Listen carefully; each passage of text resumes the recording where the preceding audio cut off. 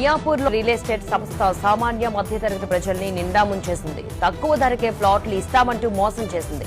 సుమారు 300 మంది నుంచి 50 కోట్ల రూపాయలు సేకరించి బాధితులను రోడ్డున పడేశారు. మనం నమ్మే వాళ్ళు మార్కెట్ లో ఉన్నంత కాలం మోసం చేస్తూనే ఉంటారు. అంటే మనకు ఓవర్ నైట్ లో కోటీశ్వరుడు కావాలంటే it can be possible. Gym చేసే కపుల్స్ కి 4 months కే బేబీ వస్తారంటే మనం ఎట్లా నమ్ముతాం? పెళ్లి చేసిన కొత్తగా పెళ్ళైనా పిల్లనో పిల్లగాడో పుట్టాలంటే 9 నెలలు 10 నెలలు అవుతుంది కదా. For everything there is a process. So మీరు పెట్టిన ఇన్వెస్ట్మెంట్ మినిమం డబుల్ కావాలంటే 3 to 4 years వెయిట్ చేయాల్సింది. ప్లస్ ఒకప్పుడు వన్స్ అపాన్ ఏ టైం ఏదో మోసపోయినాం అని చెప్పి ఆగాల్సిన అవసరం లేదు. భోజనం చేసేటప్పుడు పంటి కింద ఒక రాయి వచ్చిందని చెప్పి భోజనం చేయడం మానేయం కదా. కాళ్ళు వేరేసి భోజనం చేయడం స్టార్ట్ చేయాలి. సో మనకి ఇప్పుడు రీసెంట్ గా హైడ్రా వచ్చిన తర్వాత ఇబ్బంది అయిందని చెప్తారు జనాలు. కానీ హైడ్రా వచ్చిన తర్వాత మనం బఫర్ జోన్ లో కొనొద్దు, మూసి పక్కన కొనొద్దు, అవేర్నెస్ వచ్చింది. నాలా పక్కన కొనొద్దు, HMDA DTCP YTDA కొనాలి, గ్రామ పంచాయతీ ఫామ్ ల్యాండ్స్ కొనొద్దు, ఈ ఫ్రూట్స్ ఇస్తాం, పండ్లు ఇస్తాం, శాండల్వుడ్ ఇస్తాం, నిశోల పూలు పెట్టేటి కొనొద్దు అన్న విషయాన్ని తెలిసి ప్రజలకు చెప్పేది ఏంటంటే ఈ సోషల్ మీడియా, మొబైల్ యాప్లు, వెబ్సైట్ల ద్వారా ఎక్కువ లాభాలు వస్తాయని చెప్పి మభ్య పెట్టే దాన్ని నమ్మవద్దు. ఏదైనా పెట్టుబడి పెట్టే ముందు కాస్త ఆలోచించాలి, తొందరపడొద్దు.